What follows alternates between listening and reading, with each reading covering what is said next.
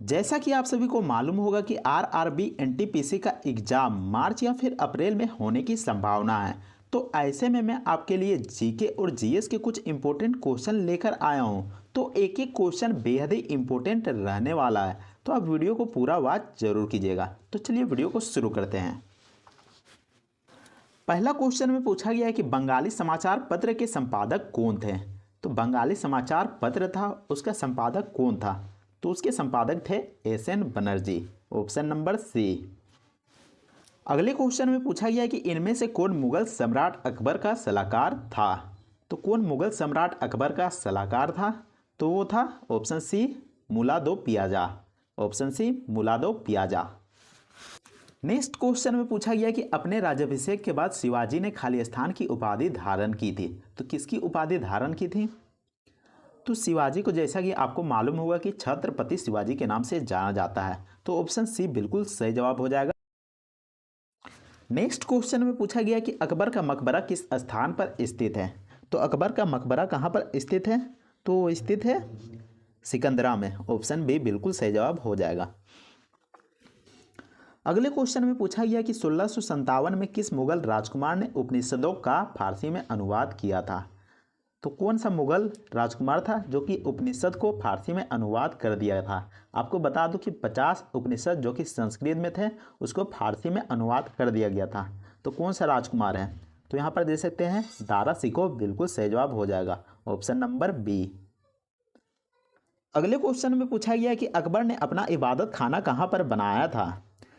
तो अकबर ने अपना इबादत खाना कहाँ पर बनवाया था? तो बनवाया था फतेहपुर सिकरी में, ऑप्शन ए बिल्कुल सही जवाब हो जाएगा। नेक्स्ट क्वेश्चन में पूछा गया कि तुलसीदास ने रामचरितमानस किसके शासनकाल के दौरान लिखी थी। तो तुलसीदास के द्वारा रामचरितमानस लिखा गया था, तो किसके शासनकाल में लिखा था? तो हो जाएगा ऑप्शन नंबर बी, अकबर के शासनकाल में। नेक्स्ट क्वेश्चन में पूछा गया कि गुरु ग्रंथ साहिब खालिस्तान लिपि में लिखा गया था। तो गुरु ग्रंथ साहिब किस लिपि में लिखा गया था?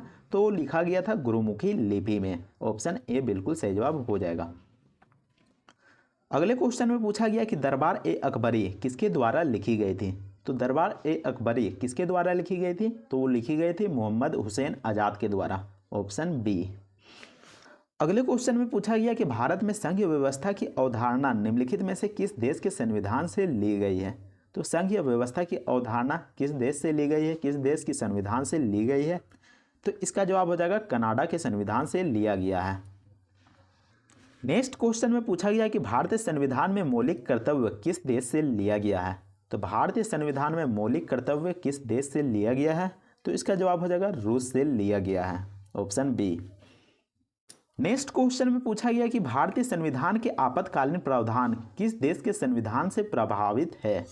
तो यहाँ पर आपातकालीन प्रावधान पूछा गया है, तो आपातकालीन प्रावधान किस देश से लिया गया है? तो लिया गया है जर्मनी से, ऑप्शन ए बिल्कुल सही जवाब हो जाएगा। नेक्स्ट क्वेश्चन में पूछा गया कि इनमें से कौन सा अनुच्छेद राज्य की परिभाषा को परिभाषित करता है। तो कौन सा अनुच्छेद हो जाएगा जो कि राज्य की परिभाषा को परिभाषित करेगा? तो यहाँ पर देख सकते हैं ऑप्शन डी अनुच्छेद 12 बिल्कुल सही जवाब हो जाएगा।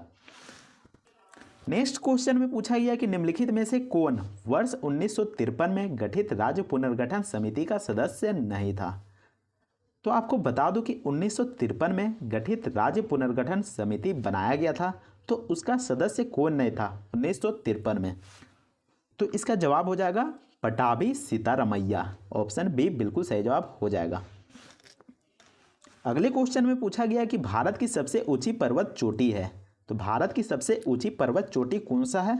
तो वो है कंचनजंगा, तो ऑप्शन सी बिल्कुल सही जवाब हो जाएगा। नेक्स्ट क्वेश्चन में पूछा गया कि सिलवासा कहाँ की राजधानी है।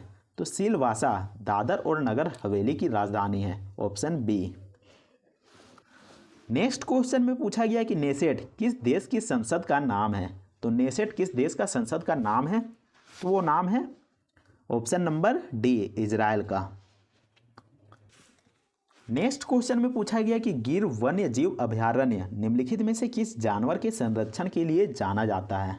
तो जो गिर वन्य जीव अभयारण्य है वह किस चीज़ के लिए फेमस है, किस जानवर के लिए फेमस है? तो वह है शेर के लिए, ऑप्शन डी बिल्कुल सही जवाब हो जाएगा। नेक्स्ट क्वेश्चन में पूछा गया कि निम्नलिखित में से कौन सा दुनिया का सबसे ऊंचा झरना है। तो दुनिया का सबसे ऊंचा झरना कौन सा है, तो वह है एंजल जलप्रपात, ऑप्शन डी। अगले क्वेश्चन में पूछा गया कि निम्नलिखित में से कौन सा एक भूमि बंद बंदरगाह है। तो कौन सा हो जाएगा जो कि एक भूमि बंद बंदरगाह है, तो इसका जवाब हो जाएगा Visakhapatnam, option A. Next question में पूछा गया कि पौधों में प्रकाश संश्लेषण के लिए कौन जिम्मेदार होती है। तो प्रकाश संश्लेषण के लिए पौधों में कौन जिम्मेदार होता है, तो वो होता है पत्ता, ऑप्शन नंबर सी, पत्ते। नेक्स्ट क्वेश्चन में पूछा गया कि पृथ्वी पर ऊर्जा का मुख्य स्रोत क्या है। तो पृथ्वी पर ऊर्जा का मुख्य स्रोत क्या है, तो वो है सूर्य, सौर ऊर्जा। नेक्स्ट क्वेश्चन में पूछा गया कि मानव शरीर की सबसे छोटी हड्डी कौन सी है। तो मानव शरीर की सबसे छोटी हड्डी कौन सी है, तो वह है स्टेपिज, जो कि कान में पाया जाता है, ऑप्शन ए। नेक्स्ट क्वेश्चन में पूछा गया है कि कोशिका में राइबोसोम का मुख्य कार्य क्या है। तो राइबोसोम का मुख्य कार्य क्या है कोशिका में, तो वह है प्रोटीन संश्लेषण, ऑप्शन नंबर ए। अगले क्वेश्चन में पूछा गया कि भारत के नियंत्रक और महालेखा परीक्षक की नियुक्ति कौन करता है। तो कौन करता है, तो वो करता है ऑप्शन नंबर ए, भारत के राष्ट्रपति। नेक्स्ट क्वेश्चन में पूछा गया है कि किस सदन का अध्यक्ष उस सदन का सदस्य नहीं होता है।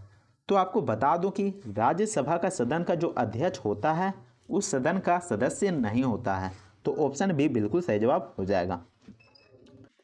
अगले क्वेश्चन में पूछा गया कि अनुच्छेद 75 के अनुसार मंत्रिपरिषद सामूहिक रूप से किसके लिए उत्तरदायी होती है। तो मंत्रिपरिषद सामूहिक रूप से किसके प्रति उत्तरदायी होती है, तो वो लोकसभा के लिए उत्तरदायी होती है, ऑप्शन सी बिल्कुल सही जवाब हो जाएगा। नेक्स्ट क्वेश्चन में पूछा गया कि 1909 का अधिनियम किससे संबंधित था। तो 1909 का अधिनियम किससे संबंधित था, कौन सा ऑप्शन हो जाएगा, तो इसका ऑप्शन हो जाएगा ए ऑप्शन, अलग निर्वाचक मंडल की शुरुआत, बिल्कुल सही जवाब हो जाएगा। नेक्स्ट क्वेश्चन में पूछा गया कि निम्नलिखित में से कौन सा अनुच्छेद संसद में लोकसभा के अध्यक्ष और उपाध्यक्ष से संबंधित है।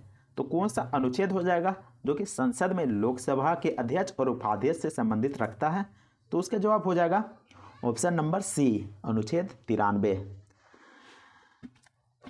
नेक्स्ट क्वेश्चन में पूछा गया कि भारत में किसकी स्वीकृति के बिना कोई भी सरकारी खर्चा नहीं किया जा सकता है। तो भारत में कोई भी सरकारी खर्चा होने से पहले किसकी स्वीकृति लेनी पड़ती है, तो इसका जवाब हो जाएगा संसद की स्वीकृति लेनी पड़ती है, ऑप्शन ए। वीडियो के लास्ट में देख सकते हैं सभी सवालों के जवाब यहाँ देखने को मिल जाएंगे।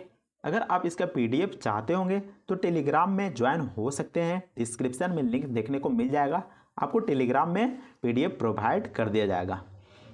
इसके अलावा अगर आपको यह वीडियो पसंद आता है तो वीडियो को लाइक ज़रूर कीजिएगा और चैनल को भी सब्सक्राइब ज़रूर कर लीजिएगा।